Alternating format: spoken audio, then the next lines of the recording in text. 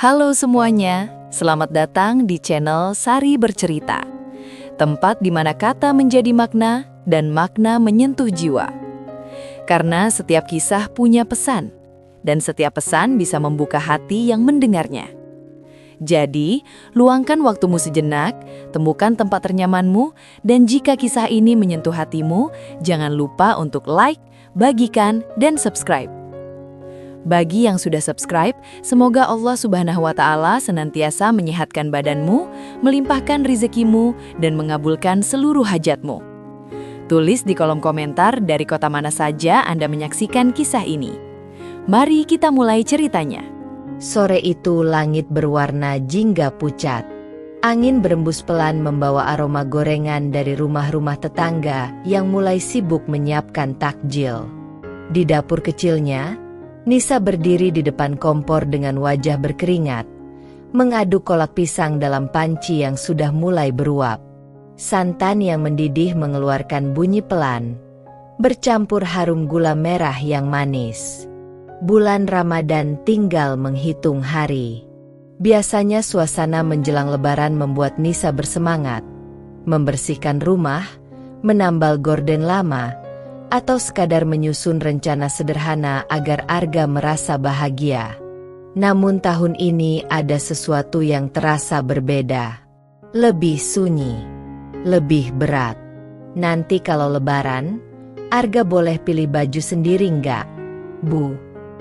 Suara polos itu membuat Nisa menoleh. Arga berdiri di ambang dapur, mengenakan kaos rumah yang sudah sedikit kekecilan. Wajahnya bersih, matanya berbinar meski ada keraguan di dalamnya. Nisa tersenyum lembut. Tentu boleh. Memangnya Arga mau warna apa? Arga berpikir sejenak. Yang biru, Bu. Kayak langit habis hujan. Jawaban itu membuat dada Nisa menghangat sekaligus sesak. Arga tidak pernah meminta mainan mahal. Tidak pernah merengek sepatu baru seperti teman-temannya. Ia hanya meminta baju lebaran setahun sekali. Insya Allah ayah sudah siapkan uangnya, ucap Nisa tenang, meski ada getar kecil yang hanya ia sendiri rasakan. Arga mengangguk percaya. Arga nggak mau mahal-mahal kok, Bu. Yang penting bisa dipakai salat ID bareng ibu sama ayah. Kalimat itu sederhana, tapi menohok. Nisa kembali mengaduk kolak, menahan rasa yang mendadak mengganjal di tenggorokan. Ia tahu kondisi keuangan mereka tidak sedang baik. Beberapa bulan terakhir Farid sering mengeluh tentang pekerjaan. Katanya target kantor naik, gaji tak sebanding dengan tekanan. Namun setiap kali Nisa mencoba membahas rincian pengeluaran, Farid selalu menghindar. Pintu depan berderit pelan menjelang azan maghrib. Farid pulang. Nisa menoleh sekilas dari dapur. Farid masuk tanpa banyak bicara, hanya menggantung tas kerjanya dan langsung menuju kamar mandi. Tidak ada sapaan hangat, tidak ada senyum lelah seperti dulu. Assalamualaikum, ucapnya datar. Waalaikumsalam, jawab Nisa pelan. Arga berlari kecil menyambut ayahnya. Ayah, nanti Lebaran kita salat di lapangan lagi, ya? Farid mengusap kepala Arga sekilas.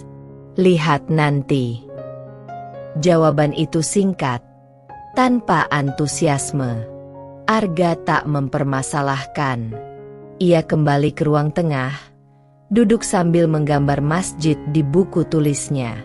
Nisa memperhatikan suaminya dari kejauhan. Ada perubahan yang tak bisa ia abaikan. Farid lebih sering pulang larut. Jika ditanya, jawabannya selalu sama, lembur atau ada pekerjaan tambahan. Ponselnya pun kini tak pernah lepas dari genggaman. Saat azan berkumandang, mereka berbuka bersama. Kolak hangat ditaruh di tengah meja. Arga tersenyum lebar, meniup sendoknya sebelum mencicipi. Enak banget, Bu. Farid hanya makan dalam diam. Setelah beberapa menit, Nisa memberanikan diri membuka pembicaraan dengan hati-hati.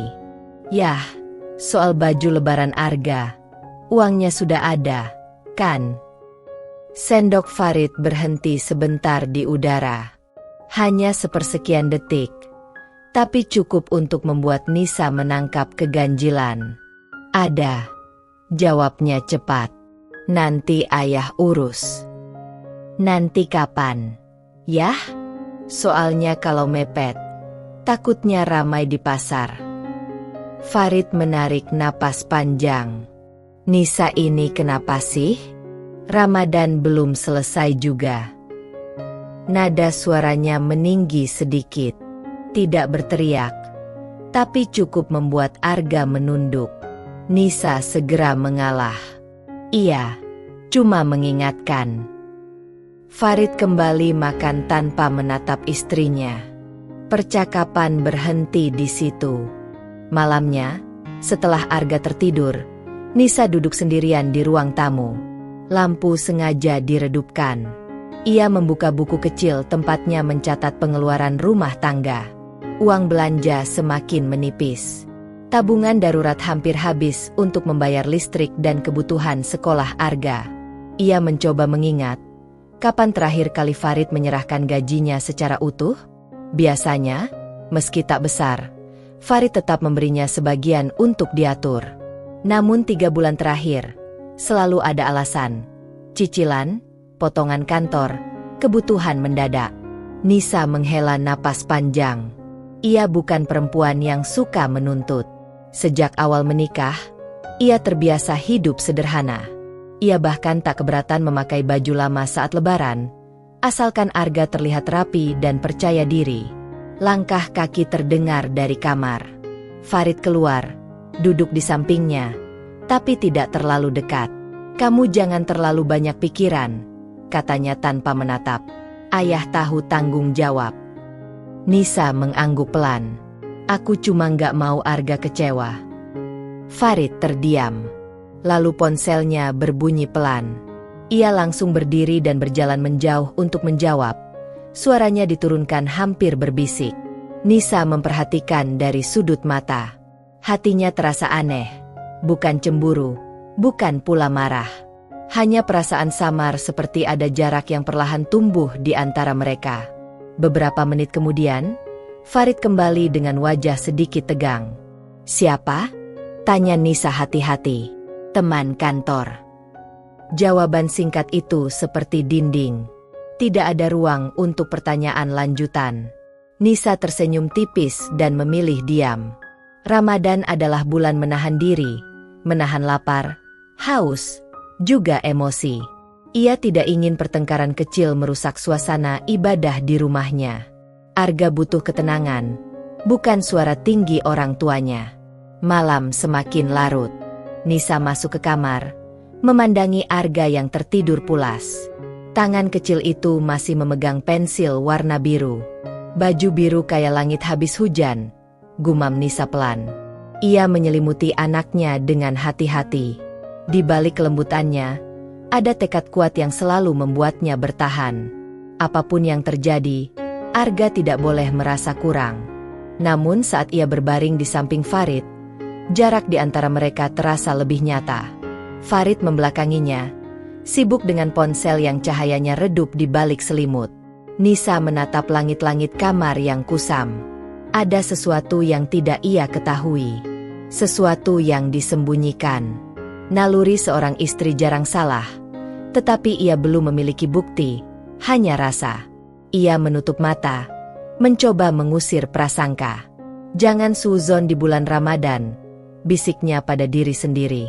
Besok, ia akan tetap bangun lebih awal, menyiapkan sahur, menyetrika baju Farid, dan memastikan Arga berangkat sekolah dengan senyum. Ia memilih percaya, atau setidaknya berpura-pura percaya, demi menjaga keutuhan yang masih bisa ia pertahankan. Di luar, suara kentongan ronda terdengar samar. Rumah mereka kembali sunyi. Dan di dalam kesunyian itu, Nisa tahu satu hal, ada yang berubah. Namun untuk saat ini, ia memilih diam. Demi Ramadan. Demi Arga. Hari-hari terakhir Ramadan bergerak lebih cepat dari biasanya. Di gang kecil tempat Nisa tinggal, satu persatu rumah mulai memasang lampu hias sederhana. Anak-anak berlarian membicarakan baju baru mereka, sementara para ibu sibuk membandingkan harga di pasar. Di rumahnya, Nisa berdiri di depan lemari kayu tua, memeriksa satu-satunya baju koko milik Arga yang masih tersimpan rapi sejak tahun lalu. Panjang lengannya sudah melewati pergelangan tangan, dan bagian bawahnya jelas kekecilan. Arga masuk ke kamar sambil membawa buku sekolahnya.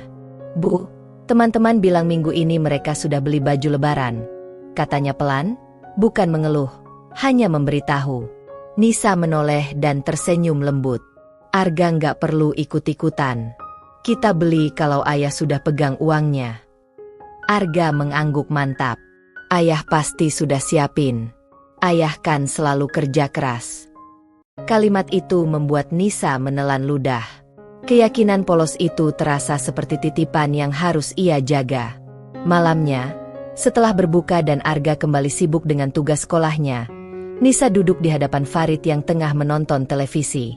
Ia memilih waktu ketika suasana tidak terlalu tegang. "Yah," panggilnya pelan. Farid tidak langsung menoleh. "HM. Soal uang baju Arga. Besok atau lusa kita bisa ke pasar nggak?" Farid mendesah pelan. Suara televisi dikecilkan sedikit. "Gaji belum cair." Nisa terdiam beberapa detik. Bukannya biasanya sudah masuk sebelum tanggal segini? "Ada potongan," jawab Farid cepat. "Kantor lagi ada penyesuaian." Nisa mengangguk, mencoba menerima. "Potongan apa?" "Yah, banyaklah.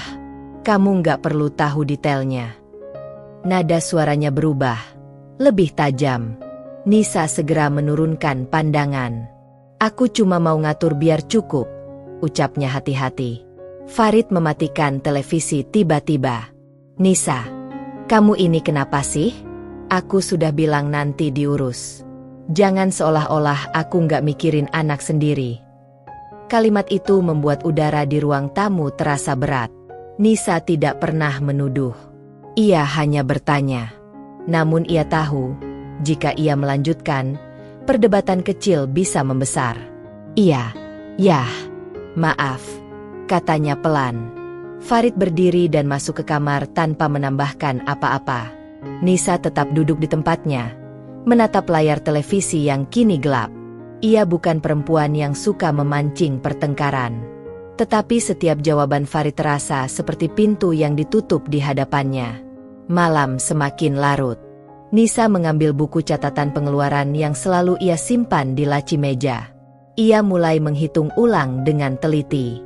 Uang belanja bulanan yang biasanya cukup untuk 30 hari, kini baru 2 minggu sudah menipis. Tagihan listrik meningkat, padahal pemakaian terasa sama. Tidak ada cicilan baru yang ia tahu. Tidak ada pembelian besar untuk rumah. Lalu kemana sisanya? Ia mencoba mengingat kembali beberapa bulan terakhir. Farid lebih sering memegang uang sendiri dengan alasan kebutuhan kantor. Pernah suatu kali ia bilang harus ikut patungan untuk acara rekan kerja. Lain waktu, ia mengaku membantu teman yang sedang kesulitan. Semua terdengar masuk akal. Tetapi jika dijumlahkan, angkanya tidak kecil. Nisa memejamkan mata sejenak. Ia tidak ingin berpikir buruk. Namun angka-angka di buku kecil itu tidak bisa dibohongi. Keesokan harinya, Arga pulang sekolah dengan wajah cerah. "Bu, tadi Bu Guru bilang nanti salat ID bareng di lapangan sekolah. Arga mau pakai baju biru yang kita omongin itu." Nisa tersenyum dan mengusap rambut anaknya. "Iya, kita usahakan." "Ya. Kalau belum bisa juga nggak apa-apa, Bu," tambah Arga cepat. "Yang penting kita bareng." Hati Nisa mencelos. Ia tidak pernah mengajarkan Arga untuk pasrah, tetapi keadaan seolah memaksanya untuk mengerti lebih cepat dari usianya. Sore itu, Farid pulang lebih lambat dari biasanya. Wajahnya terlihat lelah, tetapi bukan lelah fisik, lebih seperti seseorang yang terus memikirkan sesuatu. Nisa menyambutnya seperti biasa, menyodorkan segelas air. Yah, kalau memang gaji belum cair, mungkin aku bisa pakai sisa tabungan dulu, katanya pelan. Farid langsung menatapnya tajam. Tabungan itu buat darurat. Ini juga darurat. Lebaran tinggal beberapa hari. Aku bilang nanti diurus. Bentaknya lebih keras dari sebelumnya. Arga yang sedang duduk di lantai menoleh kaget. Ruangan mendadak sunyi. Farid menyadari suaranya terlalu tinggi. Ia mengusap wajahnya kasar. Aku capek. Jangan tambah beban. Nisa menahan diri untuk tidak membalas. Ia menarik napas panjang. Aku nggak mau nambah beban. Aku cuma mau tahu supaya bisa bantu. Bantu apa? Kamu pikir kerja cari uang itu gampang? Kalimat itu menyakitkan. Selama ini Nisa memang tidak bekerja di luar rumah. Tetapi ia mengatur setiap rupiah dengan hati-hati agar cukup. Ia tidak pernah membeli sesuatu untuk dirinya sendiri tanpa berpikir berkali-kali. Namun ia tetap memilih diam. Farid lalu berdiri, mengambil ponselnya, dan masuk ke kamar. Pintu tertutup lebih keras dari biasanya.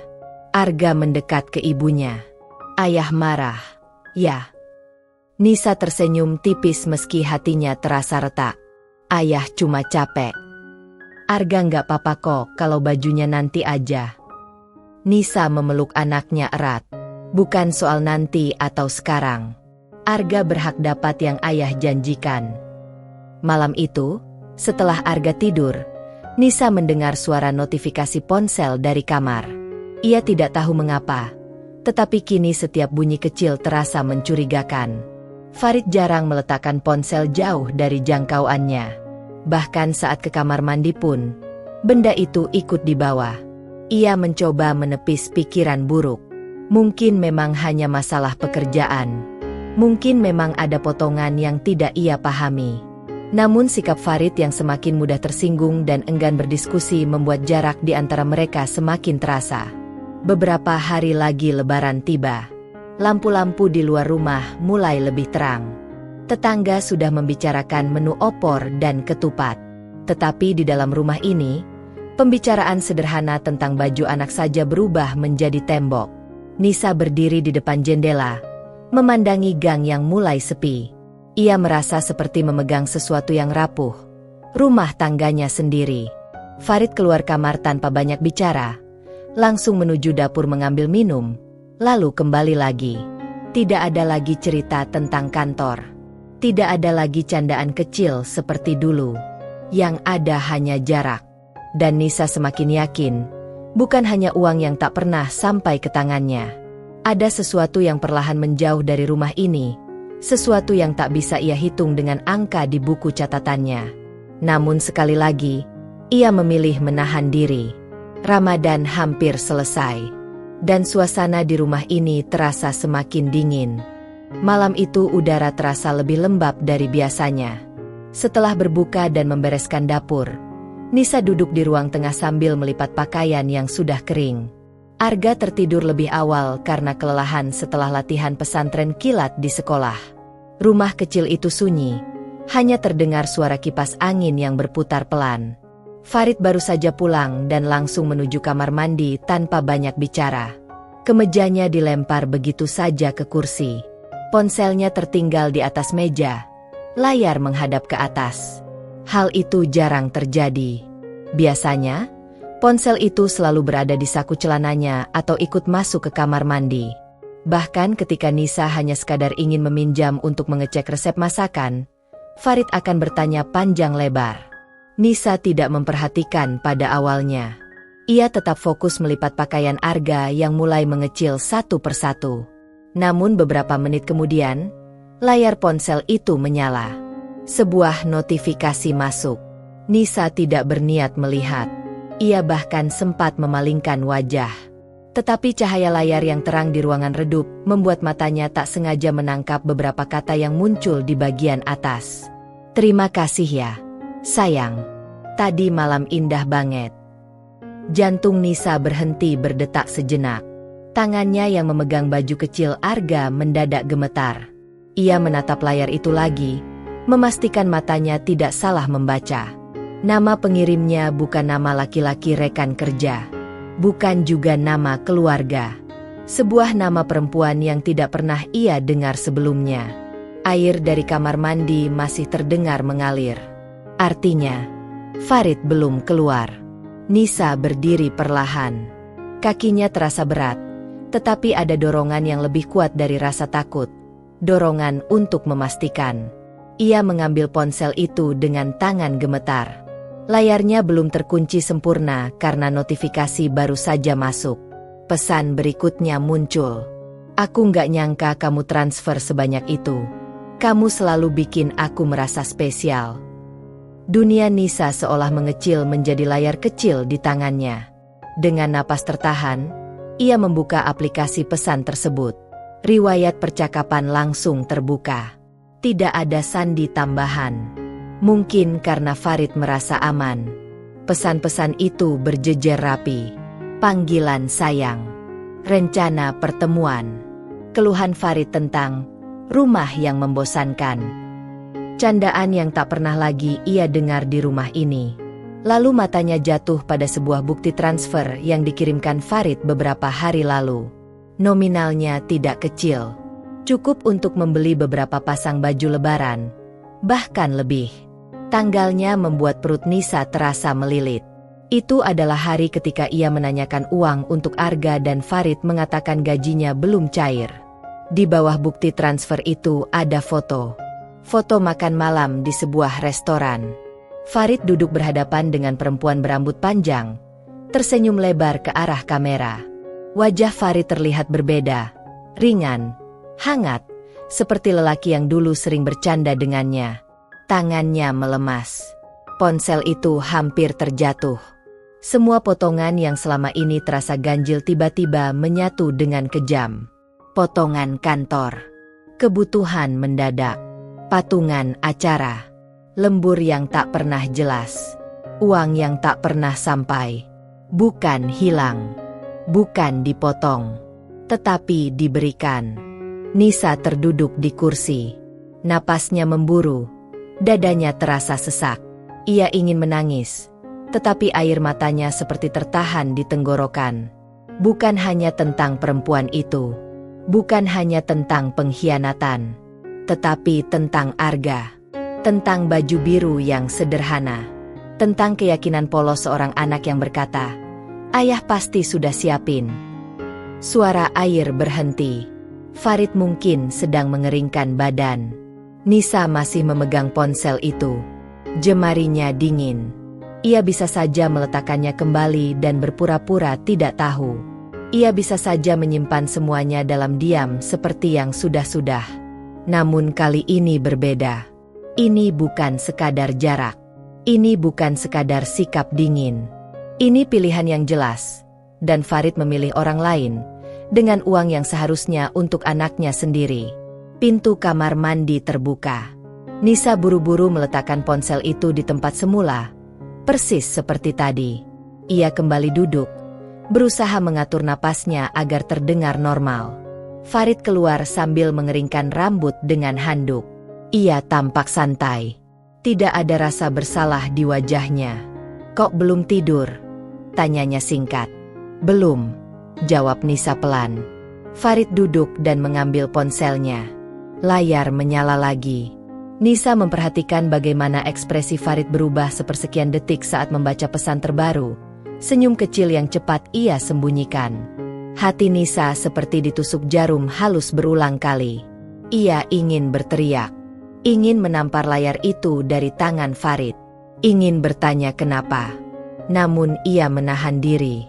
Ia menatap lelaki di depannya. Suami yang dulu ia percaya sepenuhnya. Lelaki yang menjadi ayah bagi Arga. Lelaki yang kini menyimpan kehidupan lain di luar rumah ini.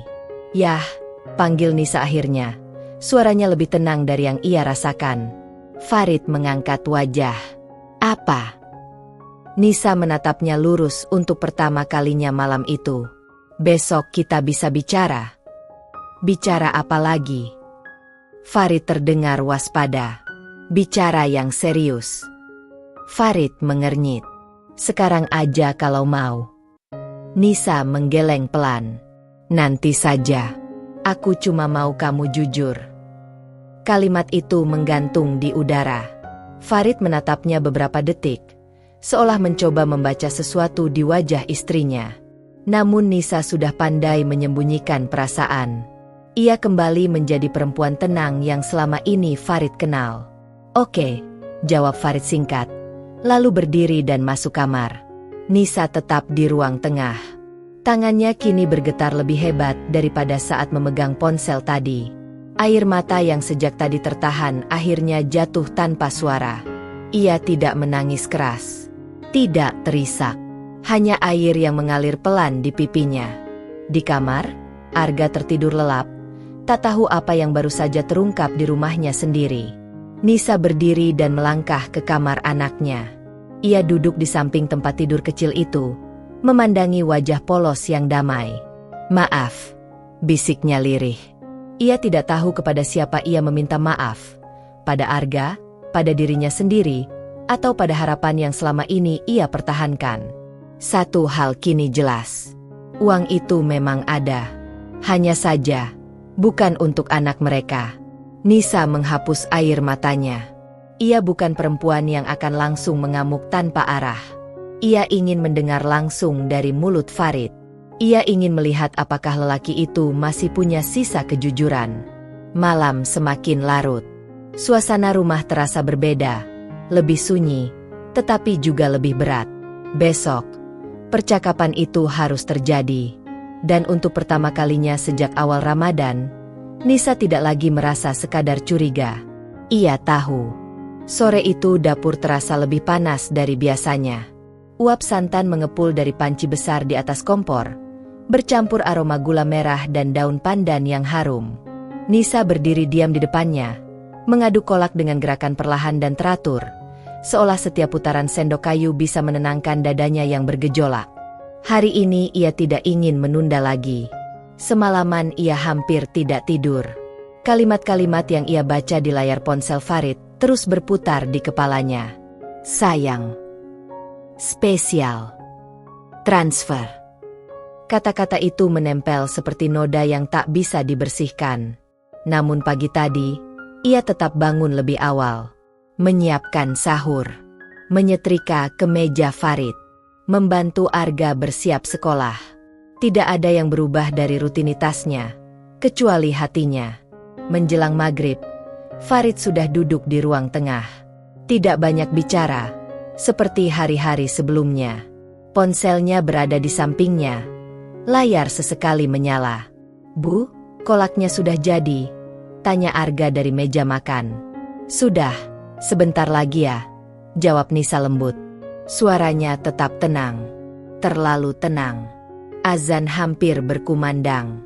Nisa mematikan kompor, tetapi tidak langsung menuangkan kolak ke mangkuk. Ia menatap permukaan kuah santan yang masih bergolak pelan. Panasnya masih utuh, mendidih. Ia mengangkat panci itu dan membawanya ke meja makan. Farid menoleh sekilas. Hati-hati. Nisa meletakkan panci di atas tatakan kayu. Tangan kirinya masih memegang gagang panci yang panas melalui kain lap. Yah, panggilnya pelan. Farid menghela napas kecil, seolah sudah lelah sebelum percakapan dimulai. Apalagi, Nisa. Nisa menatapnya lurus. Suaranya bergetar tipis, tapi jelas. Aku mau tanya sekali lagi. Uang baju Arga, sebenarnya ada atau tidak? Arga yang duduk di kursinya mendongak. Ia tidak mengerti nada yang berbeda itu, tetapi ia merasakannya. Farid tersenyum tipis, senyum yang tidak sampai ke mata. Kamu masih soal itu? Ada atau tidak? Ulang Nisa, lebih tegas. Farid terdiam beberapa detik. Ada. Di mana? Pertanyaan itu menggantung di udara. Farid menatap istrinya dengan tatapan yang mulai mengeras. Kenapa kamu jadi interogasi begini?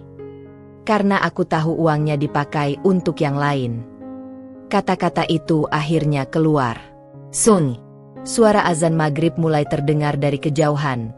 Samar, seperti latar yang ironis bagi percakapan yang semakin panas. Wajah Farid berubah. Bukan terkejut sepenuhnya, lebih seperti seseorang yang tertangkap dan sedang menimbang bagaimana harus bereaksi. "Kamu buka ponselku?" tanyanya dingin.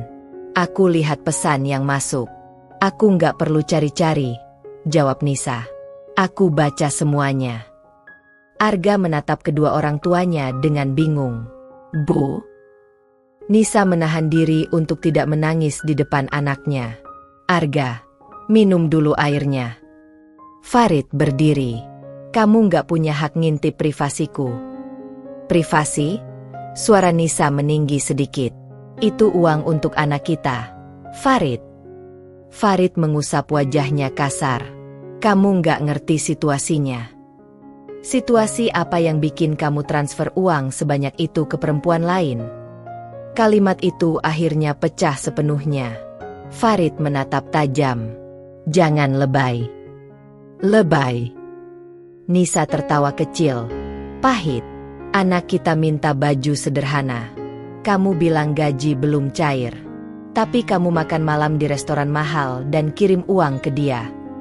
Farid tidak langsung menyangkal. Dan itu lebih menyakitkan daripada kebohongan. "Iya," katanya akhirnya. Nada suaranya datar. "Aku memang bantu dia." "Bantu?" ulang Nisa dengan panggilan sayang. Farid menghela napas panjang, seperti seseorang yang dipaksa menjelaskan hal yang menurutnya sepele. "Dia lebih ngerti aku." Kalimat itu terasa seperti tamparan. "Aku terlalu menekan kamu, ya?" tanya Nisa pelan. Suaranya mulai retak. "Kamu selalu soal uang. Selalu hitung-hitungan. Rumah ini bikin aku sesak." Nisa terdiam beberapa detik. "Aku hitung karena kita punya anak." "Kamu bikin aku merasa gagal terus," bentak Farid. "Setiap hari yang kamu omongin cuma kurang, kurang, kurang." "Karena memang kurang," balas Nisa. Emosinya mulai naik. "Dan kamu pilih ngasih yang cukup ke perempuan lain." Arga mulai menangis pelan. "Ayah, Ibu, jangan ribut." Namun pertengkaran itu sudah terlalu jauh. Farid menunjuk Nisa. "Kalau kamu nggak terlalu cerewet soal uang, mungkin aku nggak perlu cari tempat lain buat tenang." Dunia Nisa seperti runtuh dalam satu kalimat itu. Jadi ini salahnya? Ia yang bangun sebelum subuh, memasak, mencuci, mengatur uang receh agar cukup sampai akhir bulan. Ia yang menahan diri untuk tidak membeli apapun untuk dirinya sendiri. Ia yang menjaga agar Arga tetap merasa cukup. "Tempat tenang?" Suara Nisa bergetar hebat sekarang. "Dengan uang anakmu sendiri?" Farid mengangkat bahu. "Arga masih bisa pakai baju lama." Kalimat itu yang memecahkan semuanya. Bukan soal perempuan itu. Bukan soal panggilan sayang. Tetapi kalimat itu, seolah Arga tidak penting. Seolah permintaan sederhana anak mereka hanyalah beban kecil yang bisa diabaikan. Nisa merasakan panas yang berbeda menjalar di tubuhnya. Tangannya masih memegang gagang panci kolak yang belum sepenuhnya dingin. "Arga nggak penting buat kamu?" tanyanya lirih. "Jangan dramatis." Kata itu seperti percikan api terakhir. Dalam satu gerakan yang bahkan tidak sempat ia pikirkan, Nisa mengangkat panci itu dan menyiramkan isinya ke arah Farid. Semua terjadi dalam hitungan detik. Cairan panas menyentuh kulit. Jeritan Farid memecah rumah kecil itu. "Ah!" Panci terlepas dari tangan Nisa dan jatuh ke lantai dengan bunyi keras. Kuah santan berceceran, potongan pisang dan ubi berserakan. Arga menjerit ketakutan. "Ibu! Ayah!" Farid terhuyung ke belakang, memegangi lengan dan dadanya yang terkena kolak panas. Wajahnya dipenuhi rasa sakit dan kemarahan. "Kamu gila!" teriaknya. Nisa berdiri membeku. Napasnya terengah. Ia tidak merencanakan ini. Ia tidak memikirkannya. Emosi yang ia tahan berhari-hari, berminggu-minggu, meledak tanpa kendali. Arga menangis keras. berlari memeluk kaki ibunya. "Ibu jangan, ayah sakit." Tangisan itu menyadarkan Nisa dari amarahnya.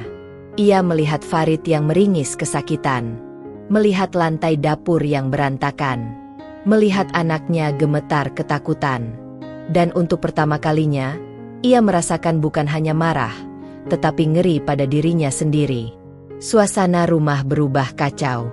Jeritan, tangisan, suara benda jatuh bercampur menjadi satu. Di tengah bau santan yang kini terasa pahit, Ramadan di rumah itu pecah menjadi sesuatu yang tak pernah mereka bayangkan. Dan tidak ada lagi yang bisa ditarik kembali. Bau obat dan cairan antiseptik memenuhi ruang UGD kecil itu. Lampu putih menyilaukan, membuat wajah siapapun terlihat lebih pucat dari biasanya. Farid duduk di ranjang periksa dengan tubuh bagian depan dibalut perban tipis. Kulit di lengan dan sebagian dadanya memerah. Beberapa titik mulai melepuh. Ia meringis setiap kali perawat mengoleskan salep. Nisa berdiri beberapa langkah darinya, memeluk dirinya sendiri. Tangannya masih terasa panas, seolah percikan kolak itu mengenai dirinya juga. Arga berdiri di sampingnya, menggenggam ujung gamis ibunya erat-erat. Bocah itu tidak menangis lagi, tetapi wajahnya kosong. Tatapannya berbeda, tidak lagi secerah kemarin. Lukanya cukup serius, tapi tidak sampai perlu rawat inap lama, ujar dokter setelah memeriksa. Harus rutin kontrol dan jangan kena infeksi. Farid mengangguk pelan. Ia tidak menoleh ke arah Nisa. Kata-kata dokter terdengar seperti gema jauh di telinga Nisa. Ia hanya fokus pada satu hal. Semua ini terjadi karena dirinya. Di ruang tunggu, keluarga Farid sudah berdatangan setelah mendapat kabar. Ibunya masuk lebih dulu dengan wajah panik yang berubah menjadi marah ketika melihat kondisi anaknya. "Ya Allah, Farid," ucap perempuan parubaya itu lirih, lalu berbalik menatap Nisa. "Kamu tega sekali." Nisa menunduk. Ia tidak membela diri. "Apapun masalahnya, bukan begini caranya," lanjut Ibu Farid dengan suara meninggi. "Ini suamimu." Beberapa anggota keluarga lain ikut berbisik-bisik. Tatapan mereka seperti jarum kecil yang menusuk tanpa suara. Arga semakin merapat ke tubuh Nisa. "Aku nggak sengaja," bisik Nisa hampir tak terdengar. "Nggak sengaja?" potong salah satu saudara Farid. "Kolak panas itu bukan air dingin." Farid hanya diam. Wajahnya tegang, rahangnya mengeras. Ia tidak membela Nisa, tidak juga menuduh secara langsung. Ia memilih membisu, dan diamnya terasa lebih berat dari teriakan. Nisa menerima semua kata-kata itu tanpa perlawanan. Ia tahu tindakannya salah. Tidak ada pembenaran untuk menyiram seseorang dengan cairan mendidih, seberapapun sakitnya hati. Namun di antara semua suara yang menyalahkannya, yang paling menyakitkan justru bukan itu. Yang paling menyakitkan adalah tangan kecil Arga yang kini terasa gemetar dalam genggamannya. Setelah Farid diperbolehkan pulang dengan resep obat dan jadwal kontrol, mereka kembali ke rumah dalam suasana hening. Tidak ada lagi percakapan keras. Tidak ada lagi perdebatan. Hanya jarak yang semakin lebar. Farid langsung masuk kamar dan berbaring. Setiap gerakan membuatnya meringis. Ibunya ikut menginap malam itu untuk membantu merawat. Nisa berdiri di dapur yang sudah dibersihkan seadanya. Bekas kejadian tadi sore seolah masih terlihat meski lantai sudah dipel. Bau santan seakan melekat di dinding. Ia bersandar di meja dan menutup wajahnya dengan kedua tangan. Ia marah.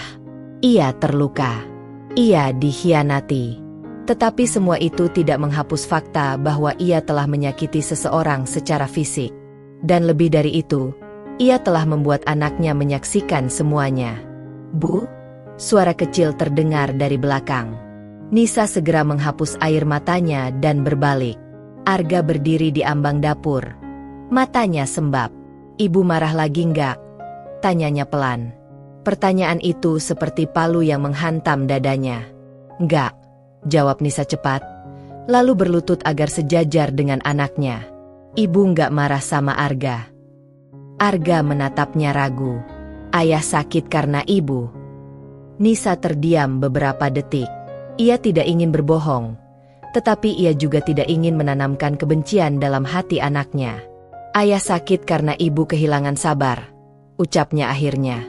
Arga tidak sepenuhnya mengerti, tetapi ia menangkap satu hal, ibunya bisa kehilangan kendali. Malam itu, Arga tidak tidur di kamarnya sendiri. Ia meminta tidur di samping Nisa. Namun berbeda dari biasanya, ia tidak memeluk ibunya. Ia berbaring dengan jarak kecil, seolah masih takut. Nisa menatap langit-langit kamar dalam gelap. Ia tidak menangis untuk Farid. Ia tidak menangis untuk tuduhan keluarga. Ia menangis untuk jarak kecil di antara dirinya dan anaknya. Beberapa hari berikutnya, rumah terasa seperti ruang tunggu panjang tanpa kepastian. Farid lebih banyak berdiam diri. Setiap kali Nisa masuk kamar untuk mengantar obat atau makanan, Farid hanya menerima tanpa banyak kata. Ibunya masih memandang Nisa dengan sorot kecewa. Tetangga mulai mendengar kabar. Bisik-bisik kecil terdengar ketika Nisa keluar membeli kebutuhan dapur. Katanya disiram air panas. Emosi banget ya. Nisa menunduk setiap kali melewati tatapan penasaran itu. Ia tidak mencoba menjelaskan. Tidak ada penjelasan yang bisa membuat tindakannya terlihat benar. Namun yang paling ia perhatikan adalah perubahan pada Arga. Anak itu menjadi lebih diam. Tidak lagi banyak bercerita tentang sekolah. Tidak lagi bersemangat membicarakan baju biru impiannya.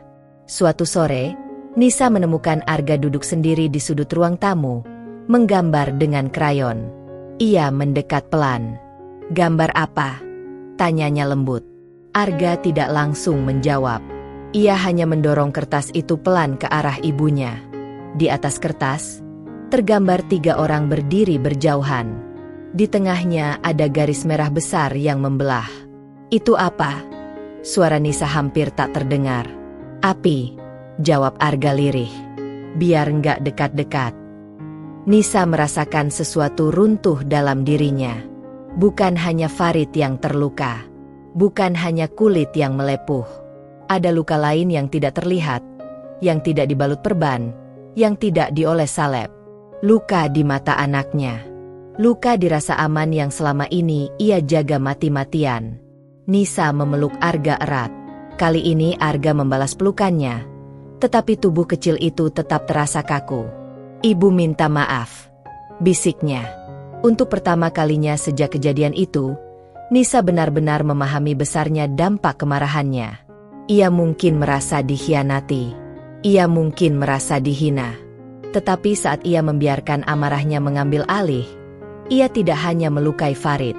Ia melukai rumahnya sendiri. Dan kesadaran itu jauh lebih menyakitkan daripada semua tudingan keluarga. Di dapur, panci kolak sudah bersih dan kembali kerak. Namun bagi Nisa, suara mendidih itu masih terngiang di kepalanya. Ia sadar sekarang, kemarahannya tidak berhenti pada satu percikan. Ia telah melukai lebih dari 1 orang. Rumah itu tidak lagi dipenuhi suara pertengkaran. Justru yang tersisa adalah sunyi yang panjang dan melelahkan. Farid masih menjalani pengobatan jalan. Perban di lengannya diganti setiap 2 hari sekali. Luka di dadanya mulai mengering, tetapi bekas kemerahan itu tetap terlihat jelas, seperti pengingat yang tak bisa dihapus. Suatu sore, ketika Arga sedang mengerjakan tugas sekolah di kamar, Farid memanggil Nisa ke ruang tengah. "Aku sudah tanya teman," katanya tanpa basa-basi. "Apa yang kamu lakukan itu bisa dilaporkan. Penganiayaan." Nisa berdiri tegak di hadapannya. Wajahnya tenang, meski dadanya bergetar. "Kalau itu yang kamu mau, silakan," jawabnya pelan. Farid terdiam. Mungkin tidak menyangka jawaban sepasrah itu. "Jangan pikir aku nggak berani. Aku nggak pernah bilang begitu." Nisa tidak menantang, tidak juga membela diri. Ia hanya menatap lurus, menerima kemungkinan terburuk. Farid mendengus. Kalau sampai orang kantor tahu, kalau sampai keluarga besar makin ribut, kamu siap tanggung malu? Nisa menunduk sebentar. Malu sudah ada sejak lama. Yah, bukan cuma sejak kolak itu. Kalimat itu menggantung di udara. Farid memahami maksudnya. Namun ia tidak menanggapi. Wajahnya menegang. Beberapa hari setelah ancaman itu, tidak ada langkah hukum yang benar-benar diambil. Tidak ada laporan. Tidak ada panggilan. Nisa tahu Farid memikirkan reputasinya, pekerjaannya, pandangan orang-orang di sekitarnya. Ia tahu lelaki itu takut pada aib yang terbuka. Namun ancaman itu cukup membuat Nisa berpikir. Ia tidak bisa lagi menggantungkan masa depan dirinya dan Arga pada seseorang yang sewaktu-waktu bisa mengubah keputusan karena emosi atau gengsi. Malam itu, setelah memastikan Arga tidur, Nisa duduk di meja makan dengan secari kertas dan pena. Ia membuat daftar sederhana, kemampuan yang ia miliki, barang yang bisa ia jual, orang-orang yang mungkin bisa ia hubungi. Ia pandai memasak. Kue kering buatannya sering dipuji tetangga. Ia juga bisa menjahit sederhana, mengecilkan atau memperbaiki pakaian. Lebaran tinggal beberapa hari. Mungkin sudah terlambat untuk banyak hal, tapi tidak untuk memulai. Keesokan paginya, Nisa mendatangi rumah Bu Rini, tetangga yang biasa menerima pesanan kue. Dengan suara sedikit gugup, ia menawarkan bantuan membuat nastar dan kastengel untuk tambahan pesanan. Bisa nggak? Sah? Waktunya mepet. Tanya Bu Rini ragu. Saya kerjakan sampai malam pun nggak apa-apa. Jawab Nisa mantap. Ia pulang membawa 2 kantong besar bahan kue dan sedikit uang muka. Di rumah, Farid melihatnya masuk dengan heran. Itu apa? Pesanan kue, jawab Nisa singkat. Kamu nggak perlu capek-capek begitu. Nisa menatapnya. Aku perlu. Farid tidak melanjutkan. Ia hanya kembali ke kamarnya. Sejak hari itu, dapur kembali sibuk. Kali ini bukan dengan kemarahan, tetapi dengan kerja. Nisa mengaduk adonan, mencetak kue, memanggangnya bergantian. Tangannya pegal, punggungnya sakit, tetapi pikirannya terasa lebih terarah. Arga memperhatikan dari meja makan. Ibu kerja? Tanyanya pelan. Iya, jawab Nisa sambil tersenyum. Biar bisa beli baju biru. Mata Arga berbinar. Meski masih ada sisa-sisa kehati-hatian dalam tatapannya. Ibu capek. Sedikit. Tapi ibu kuat. Arga terdiam sejenak. Lalu bangkit dari kursinya. Arga bantu susun di toples. Itu pertama kalinya sejak kejadian itu Arga menawarkan bantuan dengan suara yang kembali terdengar seperti dirinya yang dulu. Nisa menahan senyum haru. Hati-hati, jangan sampai hancur. Malam-malam berikutnya diisi aroma kue yang manis, bukan lagi bau santan yang terbakar dalam ingatan. Arga duduk di samping ibunya, kadang bercerita pelan tentang teman-temannya, kadang hanya diam sambil membantu. Perlahan, jarak kecil di antara mereka mulai menipis. Suatu malam, ketika mereka berdua sedang menempelkan stiker pada toples pesanan, Arga bertanya, "Ibu masih marah sama ayah?" Nisa berhenti sejenak. Ia memilih jawabannya dengan hati-hati. Ibu kecewa. Tapi ibu nggak mau marah terus. Kalau marah lagi, jangan pakai yang panas ya, Bu, ucap Arga polos. Kalimat itu menusuk, tetapi juga menyadarkan. Iya, jawab Nisa lirih. Ibu janji. Pesanan pertama selesai dan diantar. Uang yang diterima tidak banyak, tetapi cukup untuk menambah tabungan kecil yang ia kumpulkan dalam amplop coklat. Beberapa hari kemudian, Nisa menerima 2 potong pakaian dari tetangga yang minta dikecilkan. Ia mengeluarkan mesin jahit lama yang sudah lama tersimpan. Suara jarum yang bergerak naik turun terdengar seperti irama baru di rumah itu. Farid sesekali memperhatikan dari jauh. Ia tidak melarang, tidak juga membantu. Ia seperti orang asing yang menyaksikan perubahan tanpa tahu harus bereaksi bagaimana. Suatu sore, Nisa menghitung uang di dalam amplop. Jumlahnya cukup. Besok kita ke pasar, katanya pada Arga. Benar, Bu. Arga tersenyum lebar. Iya, kita pilih yang biru. Keesokan harinya, Nisa menggandeng tangan Arga menyusuri pasar yang ramai. Ia memilih dengan cermat, menawar seperlunya. Akhirnya mereka menemukan baju biru sederhana, tidak mahal, tetapi pas di tubuh Arga. Arga berdiri di depan cermin kecil toko, tersenyum puas. Kayak langit habis hujan. Nisa menahan air mata. Iya. Saat mereka pulang, Farid melihat kantong belanja di tangan mereka. Kamu beli? Tanyanya. Iya, jawab Nisa tenang. Pakai uang apa? Uangku. Farid terdiam. Tidak ada nada sindiran, tidak ada kemarahan. Hanya keheningan yang berbeda dari sebelumnya. Malam itu, ketika Arga mencoba baju barunya di rumah dan berputar kecil dengan wajah cerah, Nisa berdiri memperhatikan. Ada lelah di tubuhnya, tetapi ada juga sesuatu yang lain, rasa berdiri di atas kakinya sendiri. Ia tidak melakukan ini untuk membalas Farid. Ia tidak melakukannya karena kebencian. Ia melakukannya karena ia tidak ingin lagi melihat harapan di mata anaknya bergantung pada janji yang bisa hilang sewaktu-waktu. Di kamar, sebelum tidur, Arga memeluknya lebih erat dari beberapa malam sebelumnya. Ibu hebat, bisiknya. Nisa tersenyum dalam gelap. Ia tahu, harga dari ledakan emosinya sangat mahal.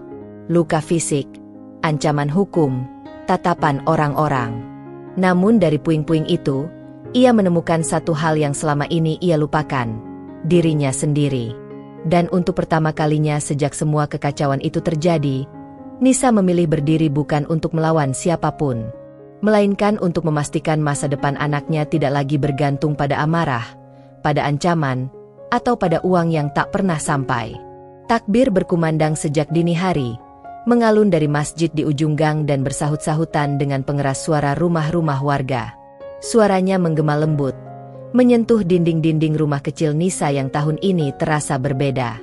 Biasanya, malam takbiran diisi dengan aroma opor dan ketupat yang mengepul, suara tawa, serta obrolan ringan tentang rencana silaturahmi. Namun kali ini, rumah itu lebih tenang. Tidak ada lampu hias tambahan. Tidak ada kue kering berderet di meja tamu selain beberapa toples sisa pesanan yang memang sengaja Nisa sisihkan. Bukan karena tak mampu sepenuhnya, tetapi karena semuanya terasa lebih jujur seperti ini.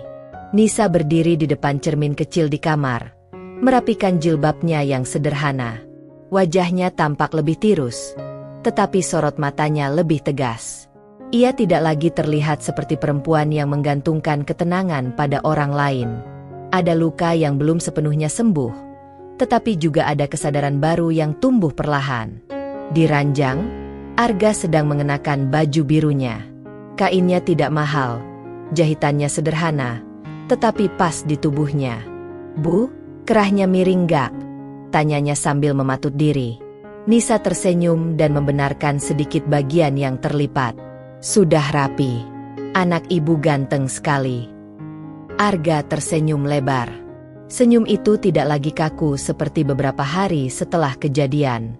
Ada cahaya yang kembali, meski mungkin belum sepenuhnya sama. Ibu capek nggak bikin kue kemarin-kemarin? Tanyanya tiba-tiba. Capek sedikit. Tapi kalau lihat Arga pakai baju ini, capeknya hilang. Arga memeluk ibunya cepat, lalu berlari ke ruang tengah untuk mengambil peci hitamnya. Di ruang tamu, Farid sudah duduk dengan baju koko putihnya. Lengan kanannya masih menyisakan bekas kemerahan yang samar. Perbannya sudah dilepas beberapa hari lalu, tetapi jejaknya tetap ada. Ia tampak lebih kurus, lebih diam. Ketika Nisa keluar dari kamar, pandangan mereka sempat bertemu. Tidak ada senyum palsu, tidak ada basa-basi manis. Hanya tatapan singkat yang syarat banyak hal yang belum terucap. Kita berangkat? Tanya Nisa tenang. Farid mengangguk. Iya. Tidak ada nada tinggi, tidak ada sindiran. Hanya suara datar yang kini lebih pelan dari biasanya. Mereka berjalan bersama menuju lapangan tempat salat ID dilaksanakan. Arga berada di tengah, menggenggam tangan keduanya.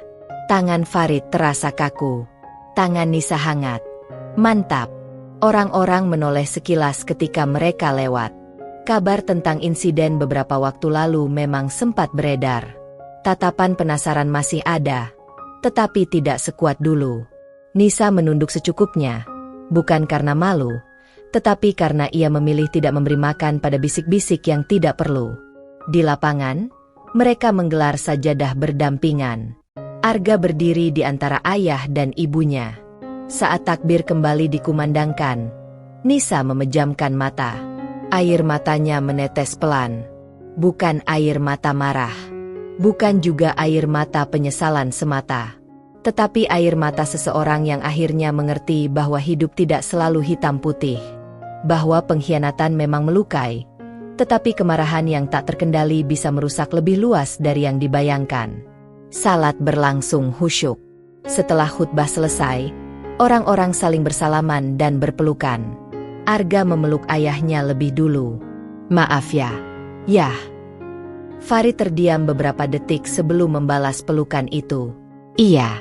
Ayah juga minta maaf. Suara itu pelan, nyaris tak terdengar, tetapi Nisa mendengarnya. Lalu Arga beralih memeluk ibunya. "Ibu jangan marah-marah lagi ya."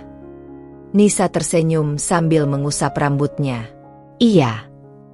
Farid berdiri di hadapannya. Untuk sesaat, waktu terasa melambat. "Maaf," ucap Farid akhirnya. Singkat, tidak ada penjelasan panjang. Tidak ada pembelaan diri. Hanya satu kata yang mungkin terlambat, tetapi tetap berarti. Nisa menatapnya lurus. Ia tidak lagi meledak. Tidak juga luluh begitu saja.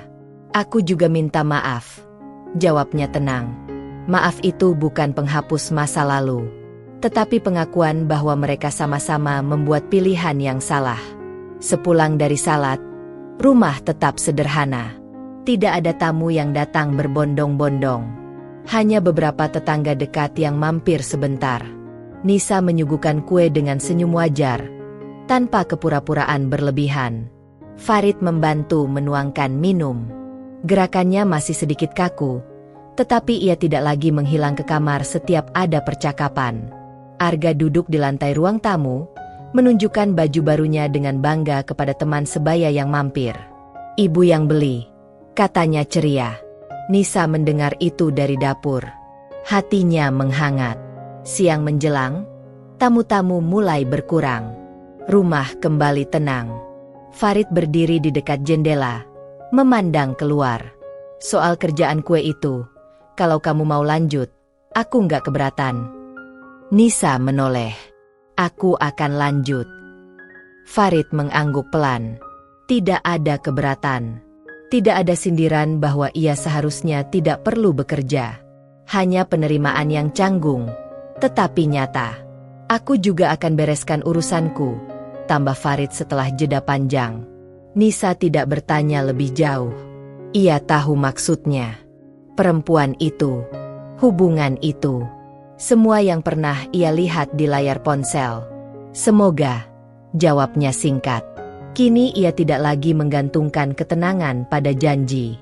Ia belajar dari luka yang ada.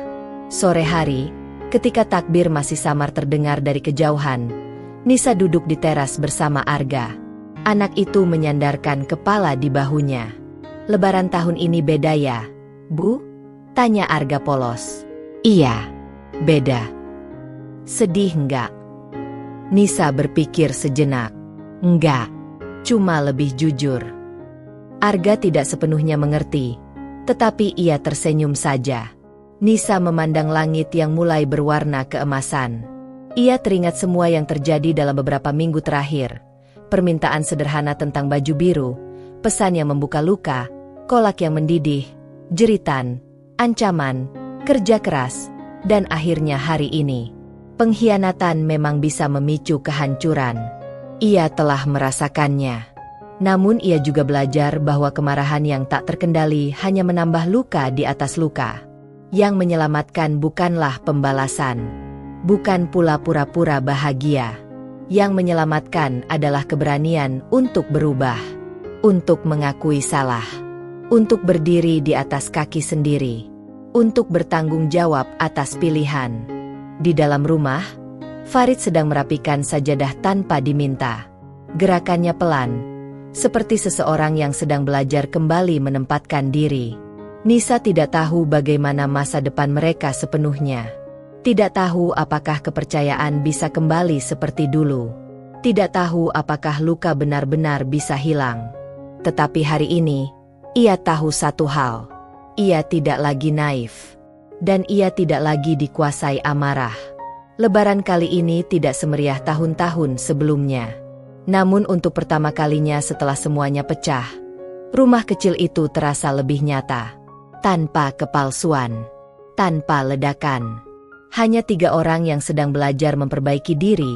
Satu langkah kecil dalam kejujuran. Pendengar setia Sari Bercerita, itulah kisahnya.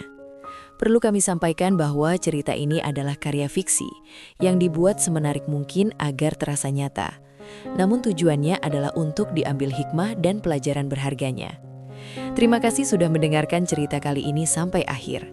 Jika kalian menyukai cerita ini, jangan lupa tinggalkan komentar, berikan like, dan subscribe channel Sari Bercerita untuk cerita-cerita menarik lainnya. Sampai jumpa di cerita berikutnya.